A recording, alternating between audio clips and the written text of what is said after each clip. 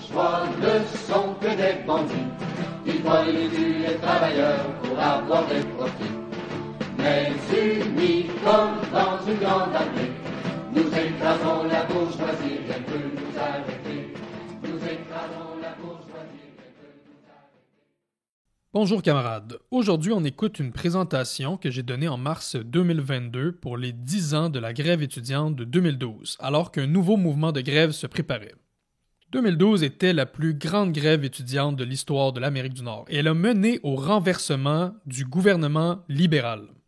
C'est un événement très riche en leçons, particulièrement pour ceux et celles qui militent en ce moment dans la campagne de grève étudiante pour la Palestine. Bonne écoute, camarades. Donc, merci de me recevoir aujourd'hui.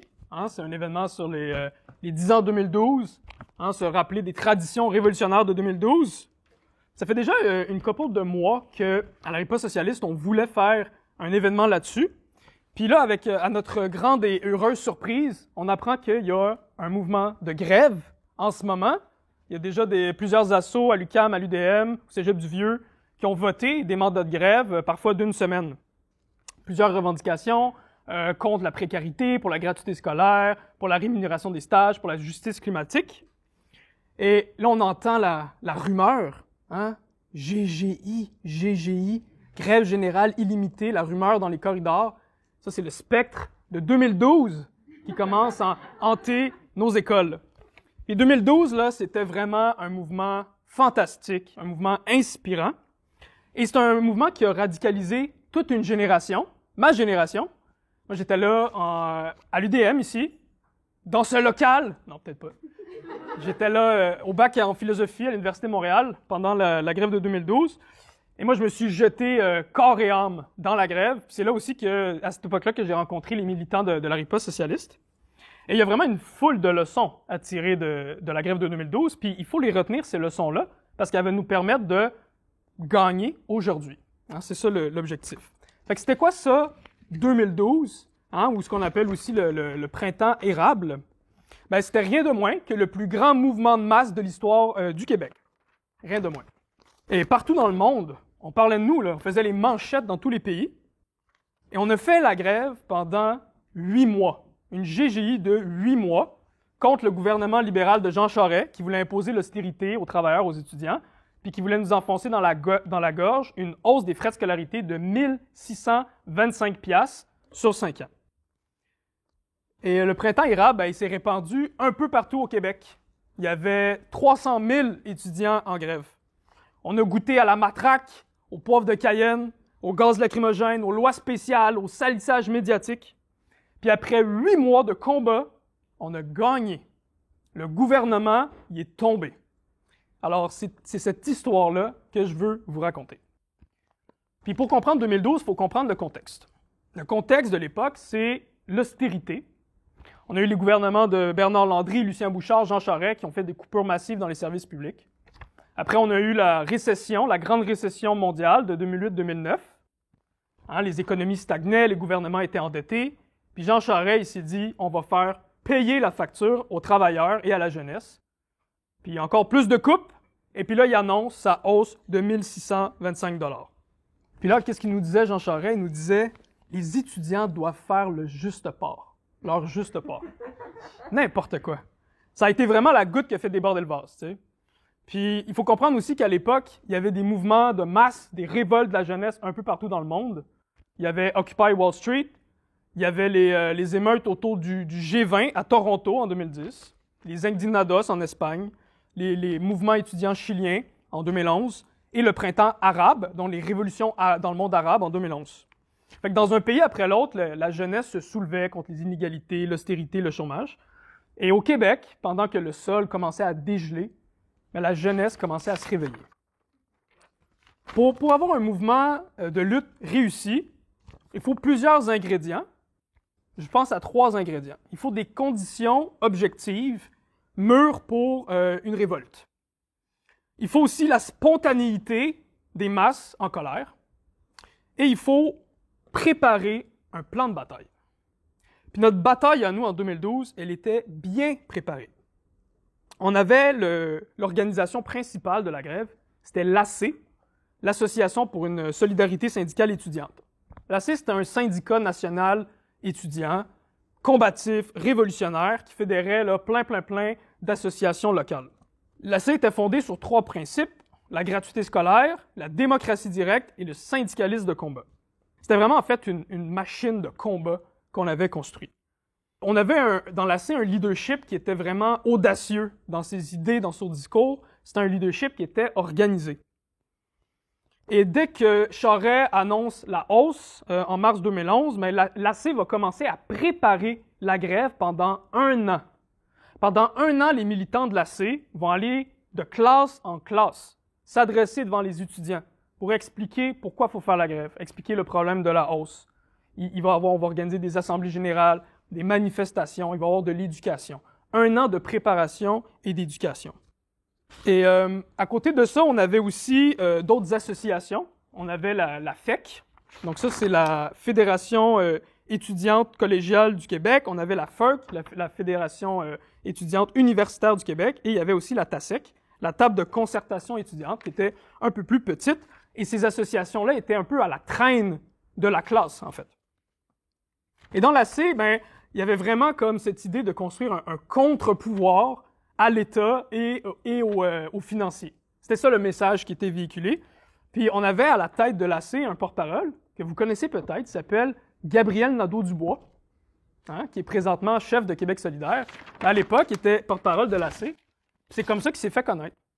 Puis il disait des affaires pas mal radicales de ce temps-là. En fait, il expliquait que la grève de 2012, c'était une lutte de classe contre la bourgeoisie. Je vais paraphraser un petit peu ce qu'il disait.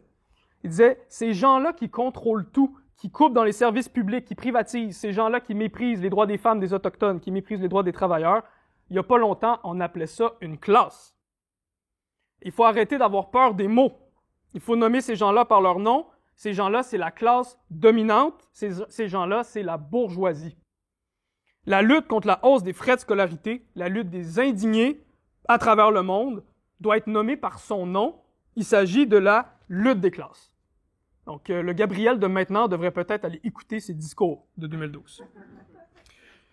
Et le leadership de l'AC, comme vous le voyez avec ce genre de discours-là, a permis d'insuffler la soif de combattre et l'enthousiasme. Il y avait au début 40 000 étudiants dans l'AC, puis à la fin de 2011, l'AC a grossi pour créer une coalition large de l'AC, qu'on va appeler la classe, qui avait 100 000 membres.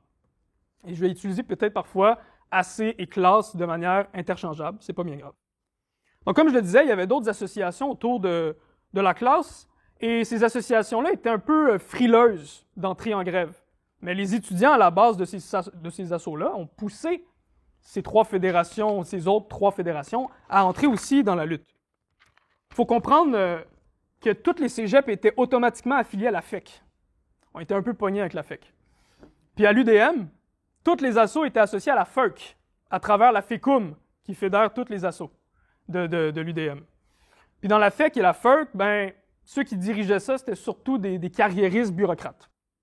Tandis que l'AC, on joignait l'AC par choix, parce qu'on adhérait aux idées de l'AC. Il va même y avoir des petites discussions dans les assemblées pour avoir des doubles affiliations. Comme nous, en philo à l'UDM, on était affiliés à la FERC, parce qu'on n'avait pas le choix, à cause de la FECUM. Puis on était aussi affiliés à la classe, parce qu'on voulait combattre, on voulait pas juste faire des parties, tu sais. Puis après ça, plus la grève arrivait, plus les assos commençaient à se dire « Fuck la FERC, on va voter pour se désaffilier ». Il y avait des désaffiliations qui essayaient d'arriver, tu sais. Ça montrait comment la classe était vraiment en train de coaliser toute l'énergie combative. Donc là, sans plus attendre, on arrive. Février 2012, il y a des votes de grève, des mandats de grève dans plein d'assauts. D'abord des assauts liés à la classe, puis ceux de la FERC, de la FEC, de la TASEC commencent à embarquer. Le mouvement fait rapidement boule de neige. Je vous donne quelques chiffres. 27 février, 65 000 étudiants. 5 mars, c'est quoi, une semaine plus tard, 123 000 étudiants. Puis à son pic, 22 mars, on avait 300 000 étudiants postsecondaires sur les 400 000 étudiants en tout. 3/4 des étudiants étaient mobilisés dans la grève. Il y a même eu les élèves du secondaire qui sont entrés en lutte. Ils sont sortis des classes le 22 mars pour la grande manif. On est le 22 mars, c'est ça, il y a 10 ans, la grande manif.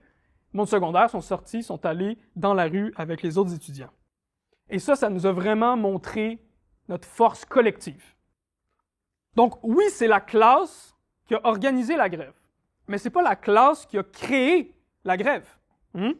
Parce qu'il y avait vraiment une colère là, dans les étudiants, ça c'est clair. Il y avait une énergie puissante et spontanée. La classe, elle a servi un peu comme de cylindre à piston pour canaliser l'énergie combative des étudiants. C'est quoi la vraie cause de 2012? C'est Jean Charest. C'est Jean Charest qui a créé 2012. Il s'est directement attaqué à la jeunesse avec une contre-réforme rétrograde et stupide. C'est quasiment si Jean Charest nous suppliait de créer un mouvement de masse pour riposter contre lui. Là. Il se magasinait une révolution, Jean Charest. Fait qu'on on avait le combustible.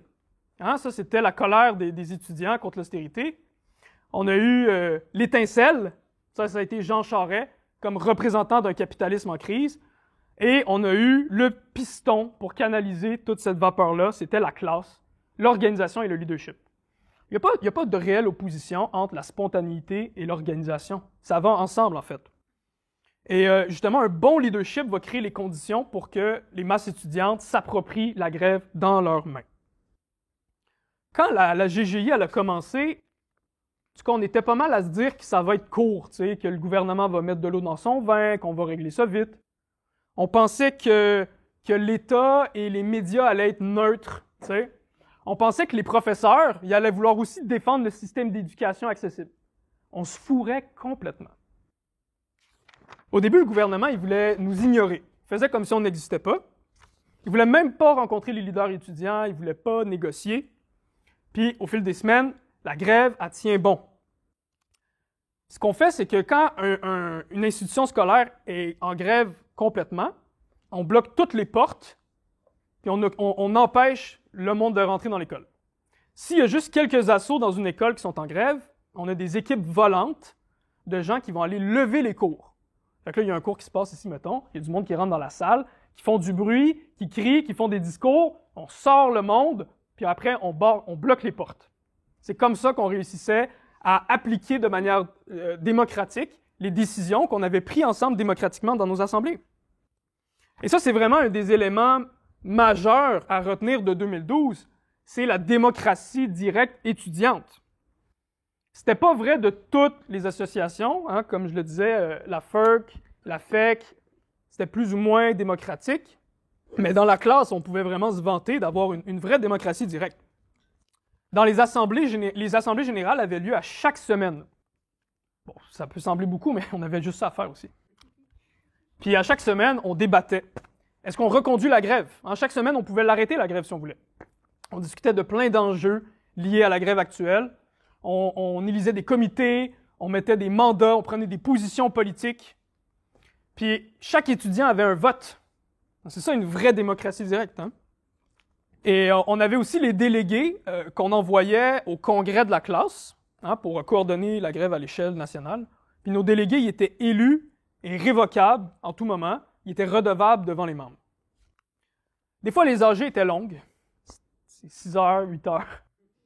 C'est fatigant, mais c'est aussi ça la force du mouvement, en fait. C'est que cette démocratie-là a permis aux étudiants de s'approprier vraiment la grève. Ça leur a permis de mobiliser et de libérer la créativité des étudiants. Là, à un moment donné, le gouvernement, il savait qu'il ne pouvait plus nous ignorer. Là. Après quoi, un mois de grève, là, t'es comme, ouais, il faut que je fasse de quoi? Fait qu'il va recourir à la violence policière. Classique Charest. Fait qu'en fait, il nous a tout simplement déclaré la guerre. Fait que quand on commence une manif, il y a le gros camion de la police, ou plusieurs, avec les porte-voix. Cette manif est déclarée illégale. On n'avait même pas commencé à marcher. OK? Fait que là, dès le début, tu le sais que tu peux te faire mettre en état d'arrestation. Puis là, la police va te le rappeler à coup de matraque. Puis après ça, il va y avoir les bombes fumigènes. Il va y avoir le poivre. Tout. On a goûté à tout ça. Toutes sortes d'épices. Puis il y avait des scènes quand même assez dégueulasses. Là. Je me rappelle, à un moment donné, un de mes camarades, il a essayé de bloquer avec ses bras des matraques de police parce qu'il y avait 2 jeunes étudiantes qui allaient se faire défoncer le crâne par des matraques. Fait que là, il les a bloquées. Puis Puis là, les policiers, évidemment, ils n'ont pas aimé ça, là, de leur empêcher obstruction à la force de l'ordre, machin. Fait qu'ils l'ont crissé à terre, puis ils l'ont roué de coups avec leur matraque. Puis à un moment donné, ben, les policiers se sont comme tannés. Tu sais, ça allait pas assez vite. Fait qu'ils ont sorti les fusils avec des balles de caoutchouc, puis les grenades assourdissantes. Puis ça a été bien dangereux. On a un de nos camarades, Francis Grenier, qui lui a perdu son œil à cause d'une grenade au visage. En fait, pendant 8 mois, là, la police s'est vraiment défoulée sur les étudiants complètement. C'était une orgie de brutalité policière et d'arrestation. Il y avait les cours de justice qui émettaient des injonctions. Ça, en gros, c'est que l'État nous interdisait de faire du piquetage devant les écoles. En gros, on n'avait pas vraiment le droit de faire la grève. C'est ça que l'État nous disait, tu sais. Puis Gabriel Nadeau-Dubois, qui était porte-parole de la classe, il s'est fait accuser, déclaré coupable d'outrage au tribunal, hein, parce que il nous appelait à désobéir aux injonctions qui nous empêchaient de bloquer les écoles. Pendant l'été, la police s'est mise à arrêter n'importe qui avait des carrés rouges dans la rue, les carrés rouges qui étaient le symbole du mouvement étudiant. Et les arrestations sont devenues très, très, très systématiques, des arrestations par dizaines, par centaines de personnes. Et ils ont développé un petit jeu vraiment, vraiment le fun. Ça s'appelle la souricière. Je sais pas, en levant la main, qui c'est qui s'est fait pogner dans une souricière? Une chance, vous n'êtes pas beaucoup. C'est quand même pas le fun. Fait qu'en gros, là, la police, elle va louer des autobus, des dizaines d'autobus remplis de brutes anti-émeutes. Là, les polices se cachent dans un petit coin de rue, dans une ruelle. Tu sais pas trop où c'est qu'ils arrivent. Puis là, quand ils se tannent, ils foncent vers le monde. Ils ont des boucliers, ils ont des matraques, les cognent sur les boucliers, puis ils courent vers les manifestants. Le but, en fait, c'est de casser les cordons de manifestation, puis d'encercler des étudiants par dizaines. Puis là, ils les assoient en rond, ils les menottent tous, puis s'il n'y a plus de menottes, il n'y a jamais de menottes, mettez juste des fucking tie wraps sur nos poignets. Puis après ça, ils nous embarquent dans les autobus. Fait que les autobus, ils arrivaient remplis de brutes, puis ils repartaient remplis d'étudiants. Il y a des milliers d'amendes qui ont été distribuées pendant la grève. 3500 personnes ont été arrêtées. 3500 personnes. Les ambulanciers ont intervenu 174 fois. 2012, c'est le conflit qui a eu le plus d'arrestations dans toute l'histoire du Canada. Tout ça parce qu'on voulait que le système d'éducation soit accessible aux plus pauvres. C'est fou pareil, hein? On réalisait en fait qu'on vivait dans un système complètement pourri. Et c'est ça, en fait, ça c'est une leçon importante, c'est que on était de plus en plus d'étudiants réalisaient c'était quoi le rôle de l'État, la nature de l'État. Alors, depuis qu'on est tout petit, on nous bourre le crâne, on nous fait croire que l'État il est neutre, qu'il est au service de la population, au service de la démocratie. Toutes ces illusions-là, ils ont été cassées à coups de matraque dans notre face. On réalisait que l'État n'était pas neutre, puis qu'il était au service des riches et des puissants.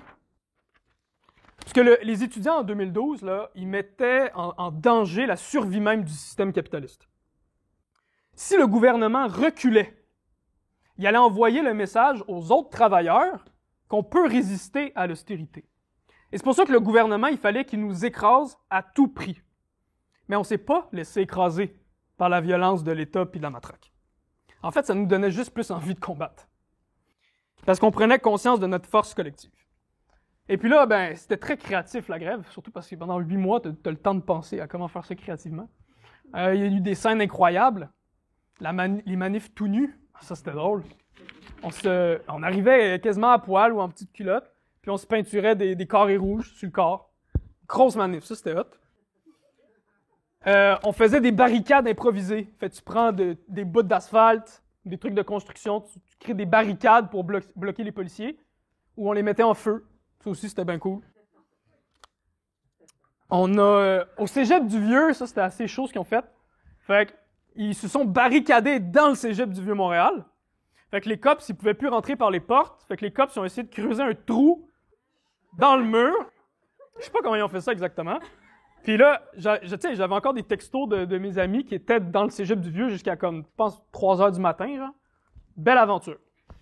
Il y a l'UQAM aussi qui a été occupé par une assemblée générale de masse. Ça, c'était vraiment hot aussi. Moi, j'étais à l'UDM. J'ai pu assister à des scènes incroyables. Une manif à l'intérieur. OK, ça, c'est fou. Parce que à l'UDM, c'est un labyrinthe. Hein? Il y a les corridors qui mènent, hein, ici, là, jusqu'à Roger-Gaudry. Il y a des corridors partout. C'est un labyrinthe souterrain. Imaginez une manif qui fait tous les pavillons, mais juste à l'intérieur. On se promène dans les corridors. Ça, c'était hot. Puis là, ça finit, je pense bien que c'était celle-là, ça finit devant Roger-Gaudry. Vous savez, Roger-Gaudry, c'est le pavillon central avec le gros phallus. C'est comme ça qu'on l'appelait. Puis au top, il y a le recteur. Pas du tout symbolique, ça. Non, non, non. Là, le recteur, il commençait à avoir la chienne. Parce que là, on était des centaines devant la place, devant Roger-Gaudry. Puis là, on se disait, on veut rentrer. On va aller parler au recteur. Mais là, la porte est barrée, il y a des gardes de sécurité. Fait qu'on va créer un bélier. Vous savez, c'est quoi un bélier, là, comme dans le Seigneur des Anneaux, là, pour défoncer les portes? Un bélier improvisé. Je sais pas si c'était en bois ou quelque chose. On a pris ce qu'on avait, puis on a défoncé les portes avec un bélier improvisé. On est rentré dans Roger-Gaudry. Bon, l'ascenseur était bloqué, évidemment. Ils sont pas cons, là. Fait qu'on avait des pots de peinture rose, puis on les a vidés sur les bancs des classes. Ça, c'était beau. Fait que ça, c'est le genre d'affaires qu'on faisait en 2012. Le mouvement va atteindre un nouveau stade avec le Salon du Plan Nord. Fait que là, le Jean Charest, tu sais, il s'en fout un peu de la grève rendue là. Lui, ce qu'il veut faire, c'est de la business. Fait qu'il va caler 1200 hommes d'affaires au Palais des Congrès, ce qui s'appelle le Salon du Plan Nord. Puis le but, c'est de vendre à rabais nos ressources naturelles dans le Nord aux entreprises qui veulent faire la pièce. Évidemment, on était là. Des milliers d'étudiants devant le Palais des Congrès. Puis là, le SPVM, il était débordé. Ils ont appelé la SQ, la Sécurité du Québec, c'est la police provinciale. Puis nous, on gueulait dans la rue, non à la gratuité minière, oui à la gratuité scolaire. Puis là, la police avait vraiment de la misère à contenir les manifestants. Puis là, on a fait un truc assez fou. Il y a des manifestants qui étaient déguisés en bourgeois, veston-cravate, qui ont réussi à rentrer subtilement dans le Palais des Congrès, ouvert les portes. Puis là, les étudiants sont rentrés dans le Palais des Congrès. Là, la police avait la chienne. La police a dû monter les escaliers roulants puis organiser sa ligne de défense au 2e étage. Nous, on rentrait dans le Palais des Congrès. Et puis là, Jean Charest, devant son audience, les 1200 hommes d'affaires, Jean Charest, c'est un petit drôle.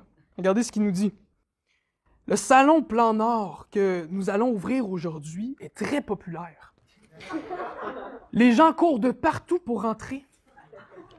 À ceux qui frappent à notre porte, ce matin, on pourrait leur offrir un emploi dans le Nord, si possible. Ça, là, c'est à partir de là qu'on a créé, je pense, le meilleur slogan de 2012. « Charest dehors, on va te trouver une job dans le Nord. » Fait que là, pendant que nos ennemis de classe, ils riaient de nous autres, ben, la police s'est déchaînée contre nous. Il y a eu plusieurs blessés, dont 10 policiers. Oups. Il y avait on lançait des pierres, des vitrines de cassées. Et en fait, on comprenait vraiment la force qu'on avait à ce moment-là. Dans les manifs qui vont suivre, souvent, on va faire repousser la police. Il y a une image célèbre, c'est des cops qui courent terrifiés puis s'enfuient d'une foule de manifestants. Et là, les médias puis les politiciens de la classe dirigeante, là, ils vont tous utiliser ça contre nous. Ils nous accusent de toute la violence du monde, alors que la violence des manifestations, pour vrai, c'était rien comparativement à la violence policière, tu sais. C'est comme un bully qui te demande de t'excuser parce que tu veux pas te laisser battre, te faire battre. Comment? En fait, c'est que l'État pouvait pas accepter qu'on conteste son autorité, tout simplement. Puis là, les dirigeants de la FERC et de la FEC, qui aiment beaucoup plaire à l'establishment, ils vont dénoncer la violence des manifestations, condamner la violence. Ils ont joué le jeu de Jean Charest, en fait, tu sais, de lui donner raison, en quelque sorte, qu'il y avait de la violence dans les manifestations. Mais les dirigeants de la classe, les membres de la classe, on ne va pas tomber dans le panneau, on ne va jamais dénoncer la violence des manifestations. Il faut comprendre que cette grève-là, c'était pas juste à Montréal. C'est assez étendu partout au Québec. Il y avait des grèves à Québec, Gaspé, Rimouski, Matane, les Îles-de-la-Madeleine. À Gatineau, les étudiants se sont barricadés dans l'Université du Québec en Outaouais pendant 3 jours. Ils se sont battus avec la police pendant 3 jours.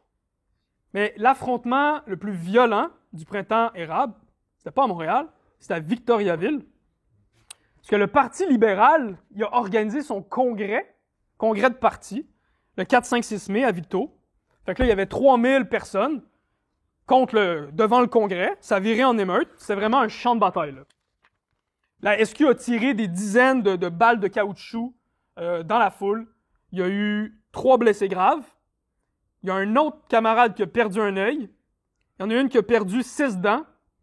Puis il y en a un autre qui a perdu l'ouïe d'une oreille. Champ de bataille.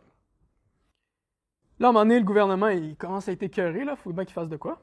Fait que là, il va déclarer devant l'Assemblée nationale le projet de loi 78. Ça arrive le 18 mai. La loi 78, c'était vraiment une loi antidémocratique. Ça restreignait le droit de manifester. Ça interdit les grèves étudiantes. Ça prévoit des amendes très salées, là, je pense 5 000 ou 10 000 $ pour les syndicats et les individus qui vont bloquer des cours. Ça va demander que toutes les manifs, on donne l'itinéraire à la police. Comme ça, ils peuvent nous pogner en souricière à l'avance. On sauve de l'argent pour les contribuables, vous comprenez. T'sais. Ils vont même obliger les profs à donner leurs cours. Même si les profs ils étaient pour la grève, ils vont être obligés de donner les cours, sinon ils se tapent des amendes. Puis, même journée, le maire de Montréal, Gérald Tremblay, va mettre en place le règlement P6, qui demande aussi de remettre l'itinéraire à la police et interdit aux manifestants de porter un masque. N'importe quoi. Il y a eu 2000 personnes qui ont eu des contraventions à cause du règlement P6. Puis, comme vous vous en doutez, le règlement P6 a plus tard été déclaré illégal par la Cour supérieure. On le savait que tout ça, c'était antidémocratique, anticonstitutionnel. Puis, les dirigeants de la classe ont fait vraiment un bon move. Ils ont appelé à défier la loi spéciale. Ça, c'était hot. Et la population s'est mise à se mobiliser. Il y a 400 000 personnes qui ont manifesté le 22 mai. C'était le plus grand acte de désobéissance civile de l'histoire de la province, voire du pays. Et là, la police était vraiment paralysée devant le pouvoir des masses. Et ça devenait maintenant clair pour toute une autre partie de la population que Jean Charest, il s'attaquait maintenant aux droits démocratiques de base. Là, la lutte a commencé à s'étendre au-delà de seulement les étudiants. Le 24 mai, va commencer le mouvement des casseroles. En levant la main, qui sait c'est quoi le mouvement des casseroles? Pas mal tout le monde, ça, hein? Là, on parle de toutes sortes de gens, des jeunes, des vieux, des étudiants, des travailleurs, des personnes, des aînés. Le monde sort sur les balcons, sur les trottoirs, avec des cuillères en bois, des casseroles, des poêles, pour faire du bruit. Là, les voisins se reconnaissent. « Hey, salut! » On va dans la rue, on va sur les coins de rue, parce que là, on n'a pas le droit de manifester, hein? Fait que là, on va juste autour des coins de rue. Puis là, ça grossit, ça grossit, ça grossit. Puis là, t'as des manifs spontanés à tous les jours, dans tous les quartiers, un peu partout au Québec. Ça, c'est la population qui commençait à dire « Non, la loi 78, on la respecte pas. On désobéit à la loi spéciale. » Puis il y avait un super beau slogan qui était entendu dans les rues dans les rues un peu partout. « La loi spéciale, on s'en calisse. » Ça résume bien l'esprit, je pense. C'est une demande claire, tu sais. Fait que là, ça faisait 4 mois de grève, manif, blocage, un peu toujours la même chose, tu sais. Puis le gouvernement, il bougeait pas. Il voulait pas geler les frais de scolarité. C'est à ce moment-là là, qu'il fallait réaliser que la seule manière de gagner, c'était d'étendre la lutte aux travailleurs. Puis pas seulement juste comme les travailleurs qui viennent de manière individuelle, cogner sur des poils. Il fallait que ça rejoigne le mouvement ouvrier organisé, le mouvement syndical, que ça devienne une grève générale des travailleurs. Puis le ministre de la Sécurité publique, Robert Duthil, il a bien résumé la situation. En Assemblée nationale, il dit « Est-ce que c'est la loi de la rue qui doit dominer ou le Parlement? » Bonne question. Bonne question, parce que la grève a soulevé l'enjeu du pouvoir. Quelle classe doit diriger la société? Et les étudiants, ils commençaient vraiment à remettre en question le pouvoir de la classe dirigeante et de l'État. Mais il faut comprendre que les étudiants, par eux-mêmes, n'ont pas beaucoup de pouvoir. C'est pour ça que la grève a duré pendant 8 mois. Une grève des travailleurs de cette ampleur-là n'aurait pas duré 8 mois. Là.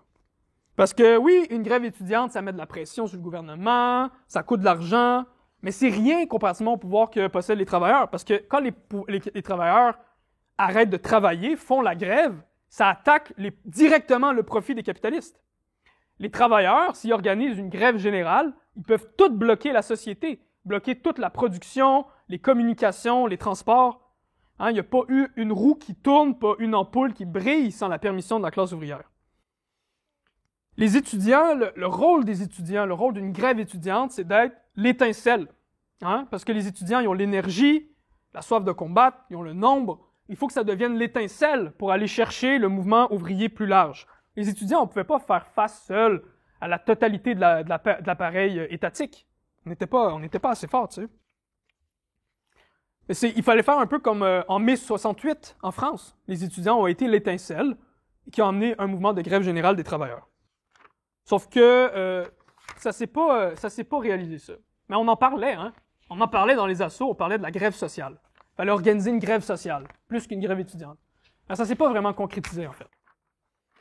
Puis, il y avait eu des tentatives d'aller voir les dirigeants syndicaux, genre secrètement. Les dirigeants syndicaux, ils voulaient pas vraiment embarquer là-dedans. Mais ce qu'il fallait faire, en fait, c'était d'aller voir directement les travailleurs de la base. Nous, à l'époque, la riposte socialiste, on n'était pas beaucoup, mais on est allé dans nos assemblées, dans nos assos, c'est ça qu'on mettait de l'avant. L'idée de créer des comités de solidarité étudiants-travailleurs. Comité de solidarité étudiants-travailleurs. Ça, en gros, tu envoies une équipe d'étudiants pour aller dans différents milieux de travail, parler directement aux travailleurs de la base, leur expliquer pourquoi on fait la grève, pourquoi ils devraient se joindre à nous, puis pourquoi le mouvement, c'est pas juste pour les étudiants, c'est un mouvement de lutte générale contre l'austérité capitaliste. Il fallait qu'on puisse connecter les revendications de la grève avec ce que les travailleurs, ça pourquoi ils luttaient eux, tu sais, pour leurs propres revendications. C'est ça qu'il fallait mettre en place, créer ces ponts entre les étudiants et les travailleurs. Malheureusement, ça s'est pas vraiment fait. Il y a eu des comités de solidarité comme ça qui ont été créés dans quelques assos, mais ça a un peu tombé dans l'oubli, en fait. La classe, elle a organisé des perturbations économiques. Genre, on bloque des milieux de travail, on bloque des ponts. À un moment donné, il y a eu des bombes fumigènes dans le métro. Sauf que ça, c'est pas vraiment aller connecter avec les travailleurs. C'est comme les faire chier plus que d'autres choses. T'sais, si tu bloques leur milieu de travail et ils sont pas au courant, ils vont pas être sympathiques avec cette action-là. Ils vont être hostiles, en fait. Fait qu'il y a des erreurs qui ont été commises. Des erreurs importantes. Puis c'est peut-être ça, une des leçons les plus importantes de 2012, hein, c'est qu'on n'a pas été capable de construire un mouvement qui puisse aller mobiliser les couches plus larges de la classe ouvrière. Et ça, c'est quelque chose à retenir pour les prochains mouvements, pour le mouvement aujourd'hui. Fait que là, le mouvement, il commence à s'essouffler. Il y a comme une impasse. Il y a une impasse du côté de la police, de l'État, parce que là, il n'arrête pas de nous matraquer, mais ça fait rien, on continue. Mais il y a une impasse du côté étudiant, parce que manif, blocage, à un moment donné, ça débouche pas. Fait que Jean Charest, il va se tanner, et il va déclencher des élections. Carte secrète, boum! Les élections, le 1er août. Et sa campagne, en fait, c'était un peu le choix entre la loi et l'ordre ou le règne de la rue. C'est comme ça qu'il le présentait, tu sais. L'ordre ou le chaos, tu sais. Puis en fait, on comprenait tous que cette élection-là, c'était un référendum sur la hausse des frais de scolarité, en fait. Tu sais. Et là, la classe va adopter une position terrible. Boycotter les élections. Je vais expliquer. Le slogan, c'était « Les élections ne sont pas une solution ». L'idée était de juste faire des grèves, juste sur le plan de la grève. Il faut maintenir la grève pendant les élections. Ça, c'est important. Il faut maintenir la pression, la mobilisation, les manifs, la grève. Mais il faut aussi réaliser que Jean Charest, il a fait un move, puis il a déplacé la lutte sur le terrain électoral. On peut pas juste ignorer ce move-là. Puis là, les assos, une à une, ils font une trêve. Ils se démobilisent. Ils arrêtent la grève pendant les élections. Ça, c'est une erreur. Il faut comprendre que les élections sous le capitalisme, ça va jamais changer fondamentalement la nature du régime capitaliste. Hein? Les élections, ça sert à élire les représentants de la bourgeoisie au Parlement. Puis le Parlement, c'est un comité pour défendre les intérêts de la bourgeoisie. OK, mais on n'est pas tous des marxistes, là. On n'a pas tous réalisé ça. La majorité des étudiants, puis encore plus la majorité des travailleurs, n'ont pas réalisé ça, que les élections ne vont pas changer la nature du système. Hein? Fait qu'il fallait être capable de prendre en compte où les gens y étaient rendus dans leur prise de conscience. ça aurait pu peut-être être possible, dans un autre contexte, d'organiser un vrai boycott électoral, très organisé, mais pour ça, il faut une organisation super influente pour organiser les masses dans un boycott. Puis il faut aussi un autre canal vers lequel exprimer les décisions démocratiques du peuple. Sauf que la classe n'était pas capable de mobiliser un mouvement de boycott de masse comme ça. Puis si en boycottant les élections, on s'est fait un peu boycotter en quelque sorte par le restant de la société, tu sais. Et qui va bénéficier de ce boycott? Le PQ. Ouais, parce que le PQ, il se présentait de manière super opportuniste et hypocrite comme le parti des carrés rouges. Pauline Marois se promenait dans les manifs avec son petit carré rouge. Ouais! Bullshit! Bullshit! Le PQ, c'était pas un parti anti-austérité, là. On avait Lucien Bouchard des années 90, c'est lui qui a mis en place l'idée du déficit zéro. Hein? C'était des coupures d'austérité profondes dans le système de santé. Puis, en ce moment, pourquoi la pandémie elle dure aussi longtemps? C'est en grande partie parce que notre système de santé a été détruit par le PQ, tu sais. Et les dirigeants de la classe voulaient pas faire alliance avec Québec solidaire. Ça aussi, c'est une grave erreur. Ça découlait un peu de l'esprit anarcho-syndicaliste de beaucoup de dirigeants de l'AC, qui voulaient à tout prix garder leur indépendance politique face à n'importe quel parti. La politique a continué à se faire indépendamment de la classe. C'est ça qui est arrivé. Puis les leaders de Québec solidaire ont aussi leur part de responsabilité. QS s'est pas vraiment présenté comme le parti de la gratuité scolaire, comme le parti des carrés rouges. QS n'a pas appelé à défier la loi 78. Puis QS, pendant les élections, a organisé un rassemblement pour l'indépendance. Guys, comme il y avait un mouvement de masse pour la gratuité scolaire, comme si tu veux peut-être te faire élire et connecter avec ça, peut-être choisir un autre concept pour ton rassemblement. Fait que ça a été vraiment un échec, tu sais. Fait qu'il y avait ce divorce entre QS puis la classe. Mais les leaders de la FERC puis de la FEC, hein, des bons bureaucrates, eux, ils ont jumpé dans la campagne électorale.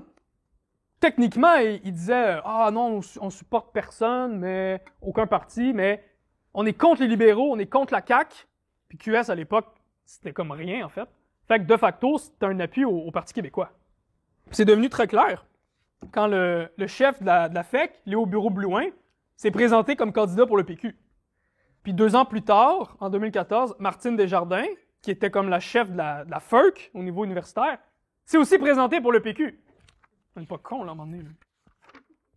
4 septembre, les élections, Jean Charest est défait. Les libéraux ont perdu. Jean Charest est même défait dans sa propre circonscription. Délicieux.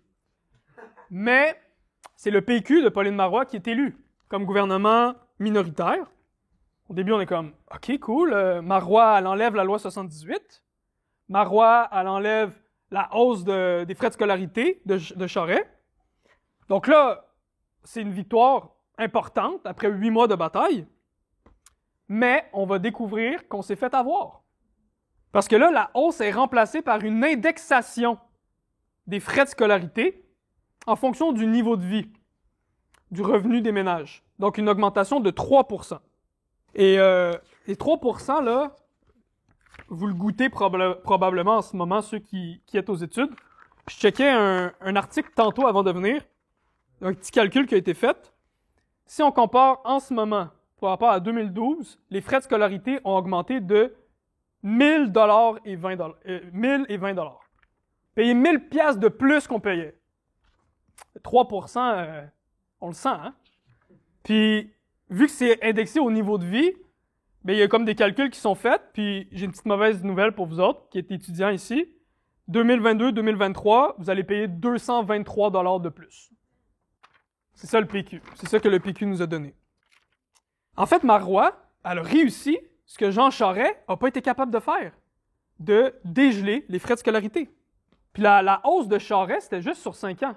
La hausse de Marois, là, c'est pour l'éternité, là, jusqu'à la Révolution.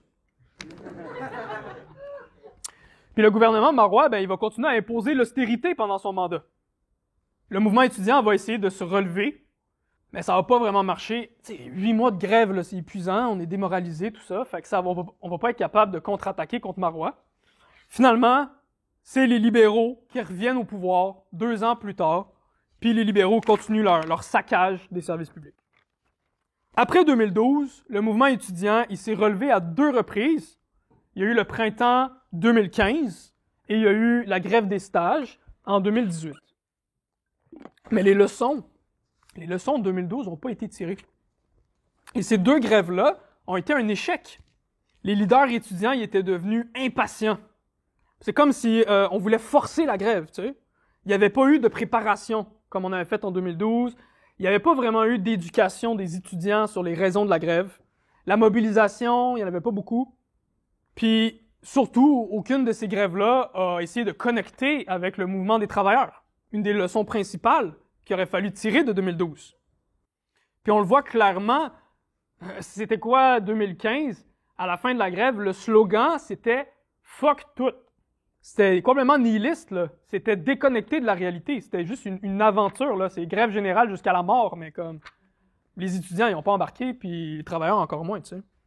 Et là, tristement, en 2019, le congrès de l'AC a voté pour dissoudre l'AC. On venait de perdre cette formidable machine de combat qu'on avait construit pendant des années. L'AC était détruite. 2012, ça a vraiment marqué l'esprit de toute une génération. Puis je suis bien content de savoir qu'il y a une nouvelle génération qui reprend le flambeau de la lutte. Il manque pas de raison de faire la grève, hein? Il y a une crise économique, l'inflation, crise sanitaire, crise environnementale, les Autochtones qui se font attaquer par l'État, la hausse des frais de scolarité, vous payez 1000 piastres de plus, puis il y a un 223 piastres qui vous attend dans votre bill l'année prochaine. Les raisons ne manquent pas pour faire la grève. Et il faut faire revivre ces traditions révolutionnaires de 2012. L'anticapitalisme, le syndicalisme de combat, la démocratie directe étudiante. La tâche actuelle du mouvement de grève, là, de la grève en ce moment, c'est d'étendre la grève à tous les programmes, toutes les assos, toutes les écoles, toutes les régions. C'est ça la tâche immédiate. Et à partir de là, on va pouvoir reconstruire un syndicat national étudiant, un syndicat combatif et révolutionnaire, comme l'était l'AC. Il faut prendre le temps de préparer la grève, puis d'éduquer les étudiants dans les bonnes méthodes de lutte, puis dans la nécessité que la grève étudiante connecte avec le mouvement ouvrier plus large. Ça veut dire de tisser des liens de solidarité avec les travailleurs, de rejoindre leur lutte, de défendre leurs intérêts, bref, de défendre un programme socialiste.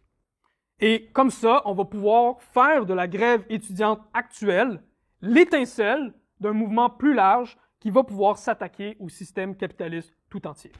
Merci.